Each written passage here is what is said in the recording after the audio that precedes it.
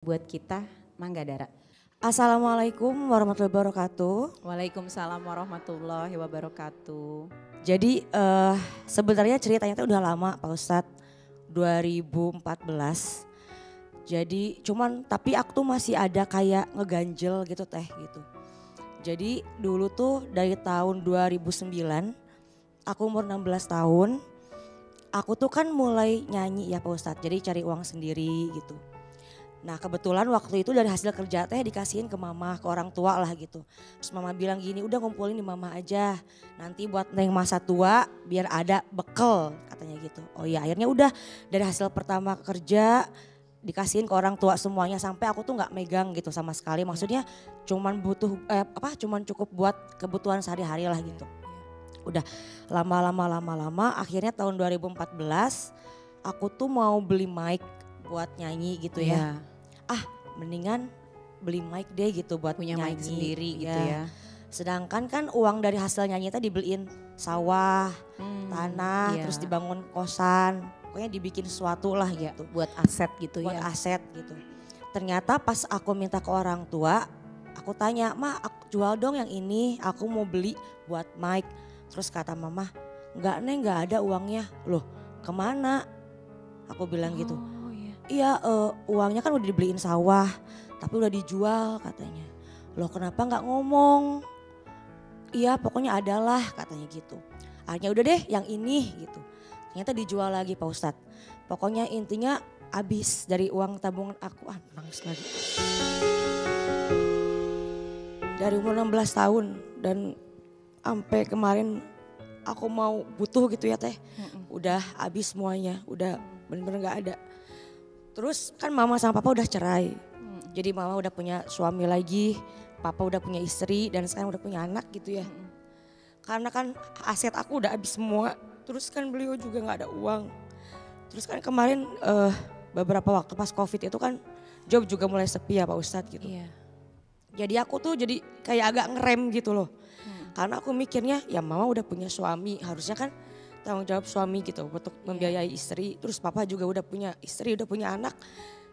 Ya mungkin dengan beliau nikah lagi udah punya anak bisa bertanggung jawab sama keluarganya sendiri gitu. Betul. Jadi aku tuh agak ngerem gitu loh Pak Ustadz. Jadi ya udahlah mungkin aku kayak mikir mungkin waktunya aku buat yang ngebahagiain diri sendiri kayak Iya.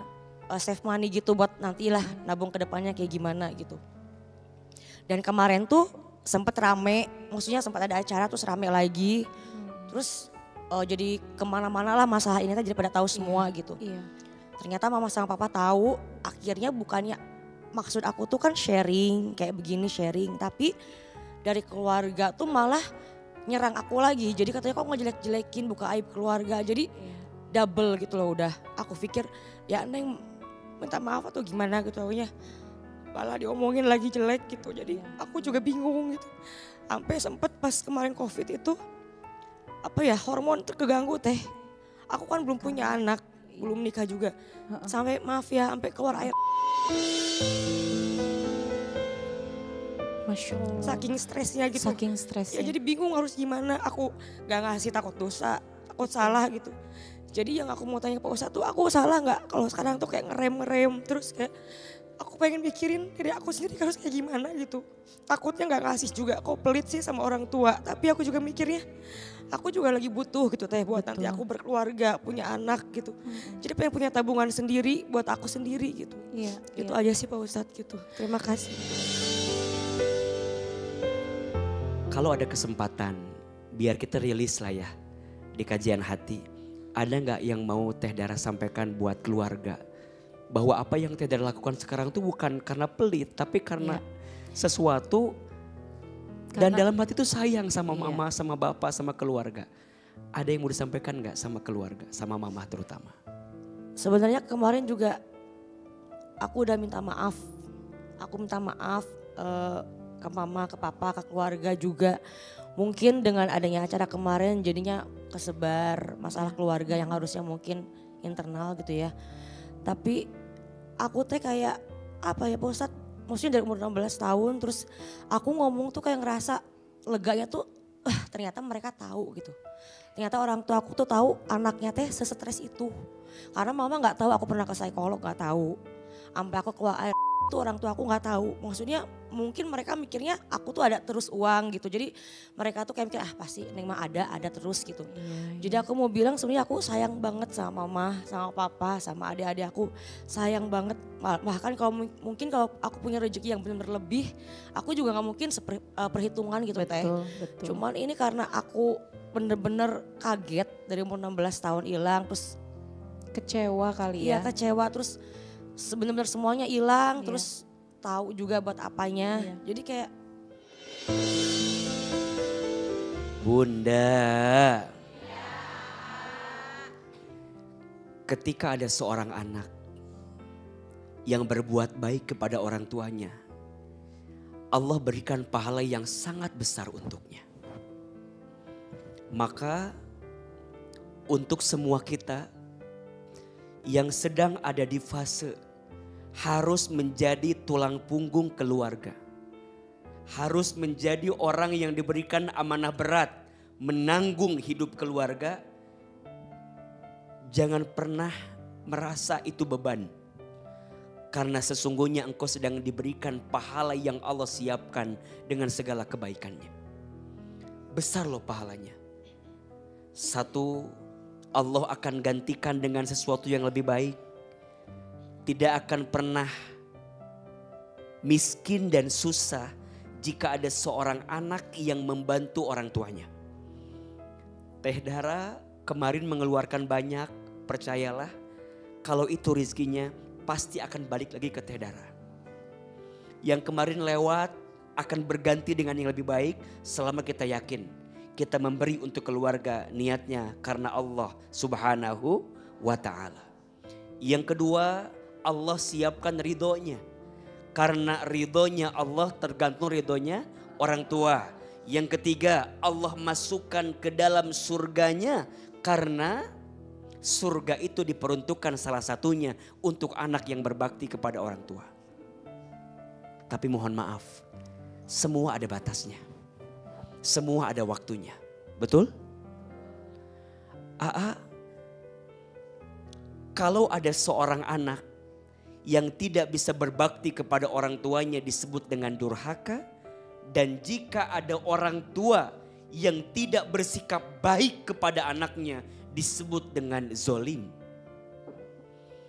Maka yang kemarin urusan teteh sama mama mungkin sudah teteh coba rilis, maafkan. Tapi punten, untuk orang tua yang zolim mengambil harta anak dalam tanda kutip ya, menyalahgunakan, tidak dengan baik, sampai kemudian anaknya stres, frustasi, lelah, capek, ayo bertobat sama Allah.